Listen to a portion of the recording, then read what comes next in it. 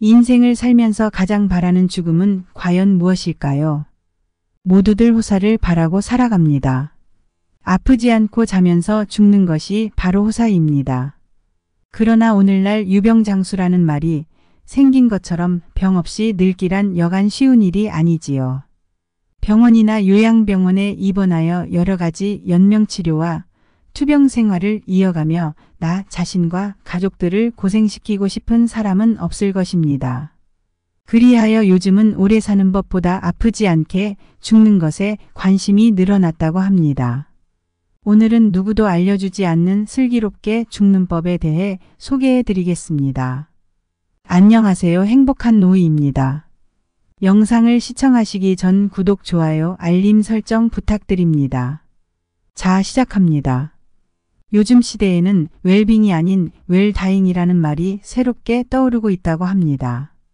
웰다잉이란 살아온 날을 아름답게 정리하며 평안하게 삶을 마무리하는 것을 일컫는 말입니다. 삶의 마지막인 죽음을 스스로 미리 준비하는 것은 자신의 생을 깊이 있게 마무리할 수 있고 남은 가족들에게도 좋은 일이라는 인식이 확산되면서 생겨난 현상입니다. 웰다잉은 잘 죽는다라는 의미인데 비슷한 의미를 가진 좋은 죽음이나 존엄사가 있습니다. 다시 말해 인간으로서의 존엄을 지키면서 죽기 전 주변 정리를 잘하고 편안한 마음으로 삶을 마무리하는 것을 의미합니다. 기계적 장치에 의존하지 않고 통증과 고통 없이 편안하게 삶을 마무리하며 자신의 생의 마지막을 천천히 받아들여 존엄한 죽음을 맞이할 수 있도록 하는 것이 필요합니다. 이렇기 위해서는 무엇을 해야 할까요? 우선 우리가 아파서 입원하게 된다면 우리는 환자가 되어 병원에 들어가게 됩니다. 병원에서는 사망 직전의 환자 또한 무조건 치료의 대상이 될 뿐입니다. 입으로 음식을 삼키지 못하면 콧줄로 영양소를 주입하고 숨을 못 쉬면 억지로 산소를 공급한다고 합니다. 수십 개의 줄을 연결해 내일 죽을 사람을 환자의 의지와는 상관없이 연명시켜버립니다. 이 과정에서 인간의 존엄성이 무너지는 것은 당연한 현상이며 보호자 역할 또한 요양보호사라는 사업에 맡겨집니다. 요양병원과 요양원들도 하나의 사업이 되어버린 것이 현실입니다. 말기암 환자들조차도 막상 임종을 맞으면 영정사진을 못 구하는 일이 허다하다고 합니다. 죽음이 치료해야 할 질병으로 되어버린 현실의 중환자실에서 생을 마감하는 일도 많이 발생한다고 합니다. 의사도 병원도 가족들도 정작 죽어가는 당사자의 고통은 고려하지 못하는 경우가 부지기수입니다. 생과 사의 이치는 싸워서 이겨야 할 문제가 아닙니다. 이렇게 나의 의지와는 상관없이 나의 생을 이어가는 것을 연명의료라고 하는데 이것을 거부하는 것이 연명의료 결정이며 임종 단계의 환자가 심폐소생술, 혈액투석, 인공호흡기 착용 등을 중단하거나 거부할 수 있도록 한 제도입니다. 누구든 건강할 때 사전 연명치료 중단 의향서를 등록할 수 있고 임종 단계의 환자라면 담당 의사에게 연명치료를 받고 싶지 않다는 의사를 전달할 수 있습니다.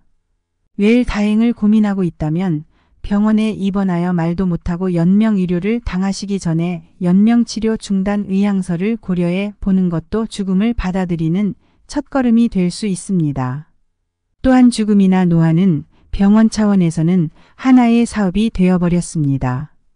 병을 치료한다는 목적으로 코에 긴 관을 꽂아 넣어 영양을 강제로 투입하게 하는 콧줄, 대소변을 못 가리는 환자를 위해 생식기에 관을 꽂아 넣어 달고 있는 소변줄, 각각의 종류별로 다른 링거들, 수시로 뽑아가는 피검사, 불 꺼지지 않고 온갖 기계 소리가 난무하는 병동, 수시로 바뀌어가는 옆자리 환자들까지 병원에 입원하게 되면 웰다잉은 이루기 어려울 것입니다. 나의 죽음에 대해 받아들이는 과정 또한 제대로 이루어지지 않으며 오롯이 고통만을 느끼며 끝나갈 것입니다. 묘비명도 짓지 못한 채 나의 과거와 지나간 날들을 그리워하고 추억하지도 못한 채 영정사진 또한 웃는 얼굴로 찍지 못한 채 말이죠. 이러지 않고 슬기롭게 죽음을 맞이하기 위한 첫 번째로 재산 정리입니다. 의외로 굉장히 많은 어르신들이 이것을 해놓지 않으십니다. 상속이나 세법이 복잡하기도 하고 재산도 많지 않은데 본인이 죽고 난 다음에 자식들이 알아서 하겠지라는 마음 때문입니다. 그 결과로 소송이 계속 늘어나고 있습니다.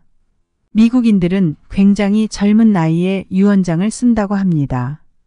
아주 적은 금액이라도 내 재산이라고 할 것이 생겼을 때, 그리고 내가 죽었을 때, 내 뒤에 남겨진 사람이 있을 때면 미리 써두는 것입니다.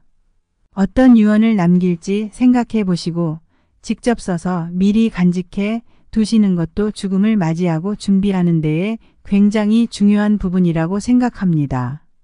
그렇게 내 삶을 돌이켜보는 시간을 가지시길 바랍니다. 두 번째로 사전 연명 의료 의향서 작성이 끝이 아니라는 것을 아는 것입니다. 사전 연명 의료 의향서는 최소한의 방법입니다.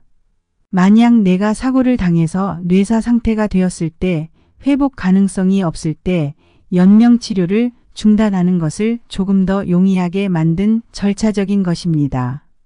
그러나 몸 상태가 서서히 나빠지는 노화의 경우에는 사전 연명 의료 의향서가 의미가 없는 경우가 많습니다. 요즘 우리 사회에서 점점 웰다잉에 대한 관심이 높아지고 있습니다.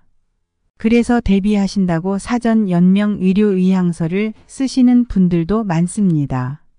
그런데 우리나라에서 사전 연명 의료 의향서를 작성했던 33만여 명 중 뜻에 따라 생을 마감한 경우는 725명에 불과했다는 사실을 알고 계신가요?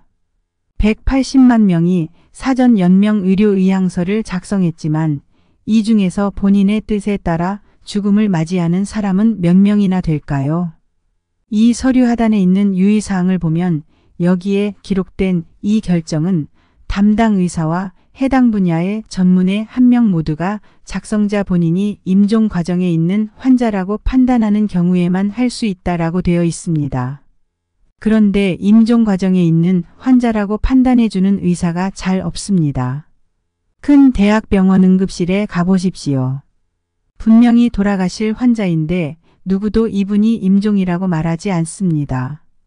병명을 줄줄이 늘어놓을 뿐 누구도 임종이라고 얘기를 하지 않습니다. 왜냐하면 바로 그 순간에 있는 문제들만 해결하면 된다고 생각하는 의사들이 많기 때문입니다. 의사는 병원에 온 환자의 생명을 살릴 의무가 있기에 모든 수단을 동원합니다. 임종을 앞둔 환자는 중환자실에서 온갖 줄을 주렁주렁 매달고 누워 있습니다. 그리고 시간이 지나면서 신체의 기능은 서서히 저하되고 그렇게 죽음에 이르게 됩니다. 그래서 노화로 인해 정말 기력이 쇠해지고 이제 나도 죽음을 받아들여야 한다 생각하시면 주변 지인과 가족들에게 병원 치료를 받지 않겠다는 의사를 분명히 밝히셔야 합니다. 이것을 결정하고 책임질 사람은 바로 자신밖에 없습니다. 누구도 이것을 대신에 결정하게 하지 마세요. 세 번째로 지금 이 순간을 소중히 여기시기 바랍니다. 내가 내일 죽을 수도 있다고 생각하면 오늘 왜 이렇게 사람들하고 얼굴 붉혀가면서 다투고 별것 아닌 일에도 마음 상해하고 기분 나빠할 필요가 있을까? 라는 마음이 들기 마련입니다. 세상의 모든 많은 고민과 걱정이 없어질 것 같습니다. 그리고 옆에 계신 분들에게 늙으면 빨리 죽어야지, 나 좀 죽게 해줘, 이런 말은 빈말로라도 하지 않으셨으면 좋겠습니다. 세상에 남겨진 이들에게는 그 말 한마디가 고통이 될 수 있습니다. 내가 언제 죽을지는 아무도 모르고 죽을 때 죽는 것입니다. 그러니 내가 힘들다는 이유로 입버릇처럼 그런 말은 하지 않는 것이 바람직합니다. 가장 평화로운 임종은 불안함에서 벗어날 것, 혼자서 임종하지 않을 것, 아이들과 함께 있을 것이라는 세 가지 조건이 충족되는 것이라고 합니다. 그러니 이 세 가지 유념하시어 웰다잉을 이루시기를 바랍니다. 죽음은 어떤 이에게만 벌어지는 특별한 비극이나 천벌이 아니라고 생각합니다. 죽으면 다 자연으로 되돌아가는 것이며 다시 또 돌고 돌아 다시 태어나는 것이지요. 여러분들의 마지막 여생까지 고통스럽지 않은 여정이 되길 소망합니다. 오늘 영상 유익하셨다면 구독, 좋아요, 알림 설정 부탁드립니다.